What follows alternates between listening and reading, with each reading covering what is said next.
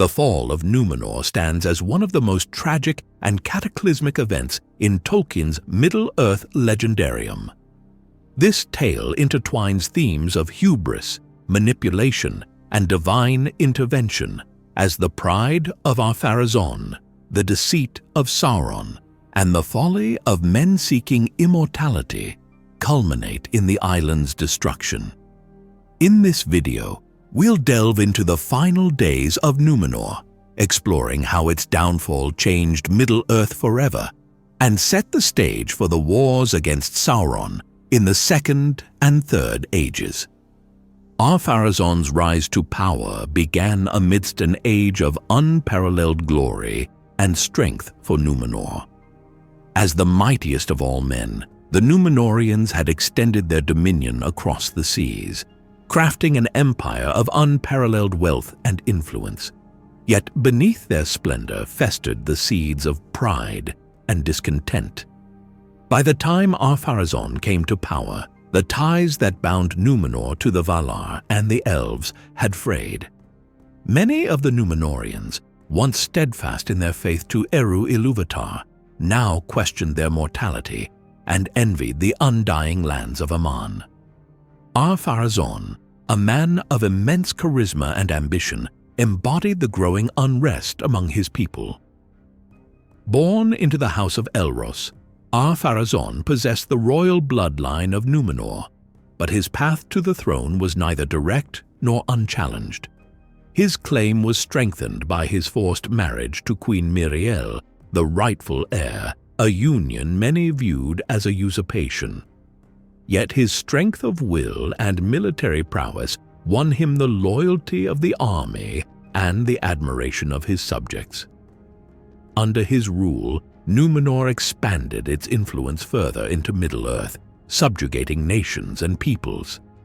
These conquests bolstered the island's wealth and power, but they also inflated Ar-Pharazôn's ego, driving his belief that he could rival even the Valar. His reign was marked by both glory and subtle decay. While his policies brought Numenor to the zenith of its power, they also alienated those faithful to the old ways. The faithful, led by Elendil and his father Amandil, began to see the shadow of doom looming over their beloved land.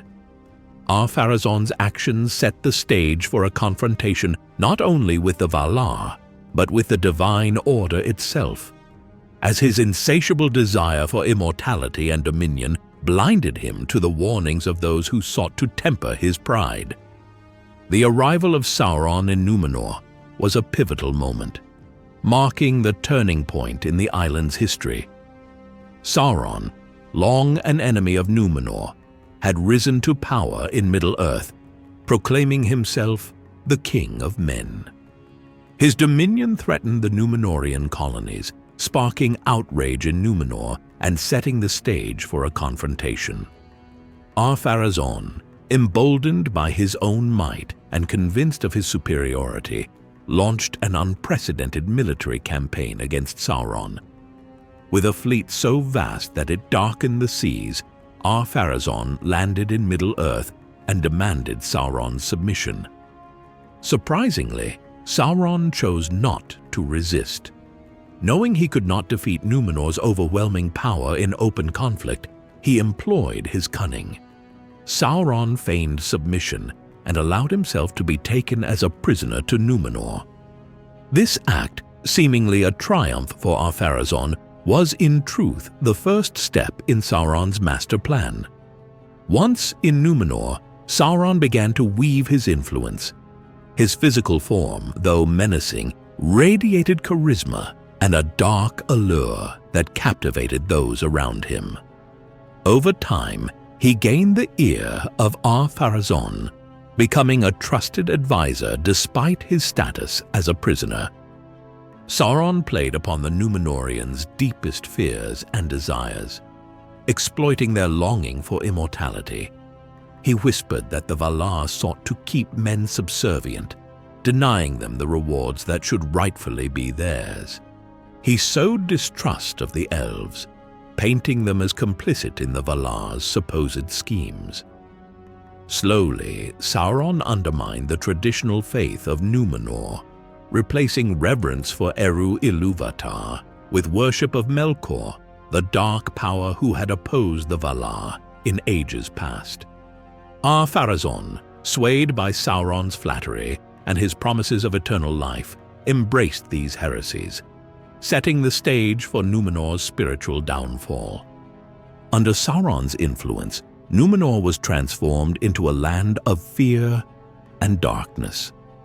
The construction of the Great Temple marked the peak of this corruption, a towering edifice dedicated not to Eru Ilúvatar, but to Melkor, the Dark Lord whom Sauron proclaimed as the true giver of power and immortality. The temple, built in the heart of the island, became a grim symbol of Numenor's moral decay. Its vast chambers were filled with the smoke of sacrificial fires, and its altars ran red with the blood of those offered in tribute to Melkor. This temple was not merely a place of worship, but a focal point for Sauron's dominion over Numenor. He orchestrated elaborate ceremonies, blending fear and awe to keep the people under his sway. The Númenorians, who had once been a noble and enlightened people, now participated in dark rituals, forsaking their ancient traditions. These rites, conducted under the guise of seeking Melkor's favor, eroded their spirits, binding them ever closer to Sauron's will. The faithful, those few who still clung to the worship of Eru Ilúvatar, found themselves increasingly persecuted. Amandil, the leader of the faithful and a former advisor to the throne, was forced to flee into obscurity to protect his family. His son, Elendil, and grandsons Isildur and Anarion carried on the resistance in secret, preserving what fragments they could of Numenor's ancient traditions. Yet their efforts were fraught with danger. The faithful were hunted, their lands confiscated, and their lives forfeit if discovered. Despite the growing threat, they remained steadfast, a beacon of hope in a land shrouded in shadow. Sauron's grip tightened as Ar-Pharazon himself became increasingly consumed by his fear of mortality. Under Sauron's guidance, the king grew ever more paranoid and tyrannical, lashing out at perceived enemies and enacting increasingly oppressive measures to maintain control. The once prosperous land of Numenor now stood divided, its people ensnared in darkness, while the faithful waited and prayed for a chance to escape the inevitable doom they saw approaching. The Great Temple and the corruption it represented were both a physical and spiritual manifestation of Numenor's fall. It marked the point of no return, the moment when the island's fate was sealed. With each dark ritual and each act of sacrilege, Numenor moved closer to the abyss, and Sauron's power grew unchecked. The island that had once been a jewel among the lands of men now bore the weight of its impending destruction, a ruin waiting to be unleashed. Ar-Pharazon's growing obsession with mortality became the central driving force behind the final days of Numenor. As he aged, the fear of death consumed him, a dread made all the more potent by Sauron's whispered manipulations. Sauron, knowing the Númenorian king's weakness, fed him lies and half-truths, twisting his fear into an insatiable desire to defy the natural order. He convinced Ar-Pharazon that the Valar had conspired to keep men in servitude, withholding the gift of immortality out of jealousy and fear. Sauron painted the Valar not as protectors, but as tyrants who could be overthrown by a strong and determined will. The notion that immortality could be seized resonated deeply with Ar-Pharazon, whose pride had grown unchecked during his reign. Sauron suggested that Valinor, the Undying Lands, held the secret of eternal life, a secret that the Valar selfishly guarded. The implication was clear. If Ar-Pharazon were bold enough to challenge the Valar directly, he could wrest immortality from them and become the greatest of all kings, surpassing even the mightiest of the Eldar. This idea took root in the heart of the king. Despite the warnings of the faithful and the echoes of ancient wisdom that cautioned against defying the will of the Valar, Ar-Pharazon resolved to act. He began preparations for an unprecedented military campaign to invade the sacred realm of Aman. His vision was one of conquest and triumph, a march into the very heart of the Undying Lands to claim what he believed was his rightful destiny. The might of Numenor was turned toward this goal. The island's resources, its vast wealth, and its unmatched shipbuilding expertise were all poured into the creation of a fleet unlike any the world had ever seen. The construction of this armada consumed Numenor as forests were felled and harbors swelled with the vessels of war. The ships themselves were marvels of craftsmanship, vast and imposing, their prows carved with the likenesses of eagles, dragons, and other symbols of Numenorian power. As the fleet took shape, the people of Numenor became swept up in the fervor of their king's vision. Many saw the campaign as the ultimate expression of Numenorian dominance, a chance to prove their supremacy over all other beings, even the Valar. Yet there were those, especially among the faithful, who were horrified by the king's actions. They understood the hubris in Ar-Pharazon's plans and feared the consequences of such an affront to the divine order. Elendil and his family, though powerless to stop the preparations, worked in secret to preserve what they could of Numenor's legacy. They knew that the king's actions would bring disaster, not only upon himself but upon the entire island. The faithful prepared for the worst, gathering their strength and placing their hope in the distant promise of survival. They placed their trust in Eru Ilúvatar, believing that in the face of such folly, only the Creator could bring salvation. The day of the fleet's departure was one of grim spectacle. The ships of Numenor, hundreds upon hundreds, stretched to the horizon, their sails like great clouds upon the sea. The people gathered to watch as their king, clad in golden armor and radiating the majesty of Numenor's might, led the fleet from the harbor. It was a sight of awe and dread, a culmination of centuries of Numenorian ambition now aimed at the unthinkable. When the fleet reached Aman, the shores of Valinor shimmered with an otherworldly light, untouched by the shadows of Middle-earth. The sight should have been a moment of revelation, a reminder of the sanctity and beauty of the Undying Lands. But Ar-Pharazon, blinded by pride and the lies of Sauron, saw only an opportunity for conquest. He set foot upon the hallowed ground with his army, prepared to challenge the Valar themselves. It was then that the true folly of his actions became evident.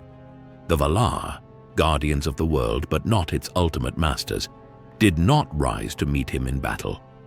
Instead, they relinquished their stewardship and called upon Eru Ilúvatar, the Creator, to intervene. In that moment, the wrath of the One was unleashed, and the fate of Numenor was sealed. Even as Ar-Pharazon's forces stood upon the shores of Aman, a great cataclysm began to unfold. The earth trembled, the seas roared, and the skies darkened. The Valar's realm was removed from the mortal world, forever hidden beyond the reach of men. And Numenor, the once great island kingdom, was destroyed. The seas rose in a great wave that consumed the land, swallowing its cities, its temples, and its people. Only a few, those among the faithful who had prepared for this moment, survived the cataclysm. They set sail in ships that carried them eastward, toward the lands that would become Gondor and Arnor. Ar-Pharazon and his mighty fleet were buried beneath the earth, trapped in the caves of the forgotten, never to return. His attempt to conquer the divine had not only failed, but had brought about the end of Numenor as it had been known.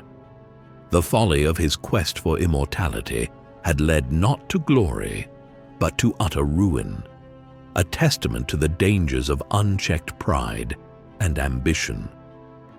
The moment Ar-Pharazon set foot upon the shores of Aman, Numenor's fate was irrevocably sealed. The wrath of Eru-Ilúvatar, the Creator, descended upon the world in an act of divine retribution so monumental that it reshaped the very fabric of Arda. As the proud king of Numenor and his army stood upon the sacred soil of the Undying Lands, the world shuddered, and a great silence fell, a forewarning of the calamity about to unfold. The first signs of Numenor's doom came as the skies darkened over the island, a twilight that seemed to drain the very color and life from the land. The seas grew restless, their once placid waves turning into chaotic, towering swells. For the people of Numenor, who had watched their king embark on his fateful journey with pride and hope, this was the first inkling that something had gone terribly wrong. Across the island, fear gripped the hearts of even the most loyal followers of Ar-Pharazon as the ground began to tremble beneath their feet. In the heart of the island, the great temple to Melkor stood as a dark symbol of Numenor's fall. Its blackened spire reached into the heavens, a defiance of the natural order that now seemed to call down the judgment of Eru. As the earthquakes grew in intensity, cracks began to form in the temple's foundation, and the fires of its altars flickered and died. The priests who had once led the dark rituals in Sauron's name fled in terror, abandoning their unholy rites as the realization of their impending doom sank in. The wave came without warning, a wall of water so vast and powerful that it seemed to blot out the horizon. It swept toward Numenor with unstoppable force, consuming everything in its path. Cities that had stood for millennia, their towers and harbors symbols of Numenorian glory, were obliterated in an instant. The people, those who had once celebrated their dominion over the world, now cried out in despair as their island home was swallowed by the sea. The screams of the dying were drowned in the roar of the waters, and Numenor, the mightiest kingdom of men, was no more. As the island sank, its destruction was accompanied by a transformation of the world itself. Eru-Ilúvatar, in his divine judgment, reshaped the very geography of Arda. The flat world of the Elder Days became a globe, and the Undying Lands were removed from mortal reach. Aman, once visible to the eyes of those with the courage to sail westward, was veiled forever in a realm outside the circles of the world. The straight path, a route accessible only to the elves and the most faithful of men, became the sole means of reaching the undying shores. For Sauron, who had orchestrated Numenor's fall, the destruction brought both triumph and loss. Though his physical form was destroyed in the cataclysm, his spirit endured, carried back to Middle-earth by the winds of chaos. Stripped of his ability to appear fair and charismatic, Sauron became a being of shadow and terror, a shape that reflected his true nature. He returned to his fortress in Mordor, where he began to rebuild his strength, bent on exacting vengeance against the faithful and all who opposed him. Among the few who survived the destruction of Numenor were the faithful, led by Elendil and his sons, Isildur and Anarion. They had heeded the warnings of their forebears and prepared for the worst, building ships in secret to escape the island before its fall. These vessels carried not only the faithful, but also the seeds of hope for the future. With them, they brought the Palantiri, the seeing stones of Numenor, and a sapling of the White Tree, a symbol of their connection to the Valar and their ancient heritage. The faithful sailed eastward, braving the tumultuous seas left in the wake of Numenor's destruction. They arrived on the shores of Middle-earth, where they established the kingdoms of Gondor and Arnor. These realms became bastions of Númenorian culture and resistance against Sauron's growing shadow. In Gondor, the White Tree was planted in the courts of Minas Anor, a reminder of their lineage and a beacon of hope for the men of the West. Though Numenor was gone, its legacy endured. The ruins of its cities, now lost beneath the waves, became legends whispered by mariners and dreamers. The story of its fall was passed down through generations, a cautionary tale of hubris and the dangers of defying the divine. The faithful, through their deeds and their wisdom, preserved the best of Numenor, ensuring that its light was not extinguished entirely. For Middle-earth, the downfall of Numenor marked a turning point. The changing of the world reshaped the seas, lands, and skies, creating a new era in which the struggles of men, elves, and dwarves against Sauron would play out. The divine intervention of Eru Ilúvatar was a reminder of the ultimate authority of the Creator, a power beyond even the mightiest of the Valar. It set the stage for the great events of the Third Age, the War of the Ring, and the final defeat of Sauron. In the end, the tale of Numenor is one of both tragedy and hope. Its destruction was a sobering reminder of the cost of pride and the folly of seeking to challenge the natural order. Yet from its ashes rose new beginnings as the faithful carried forward the wisdom of the past to guide the future.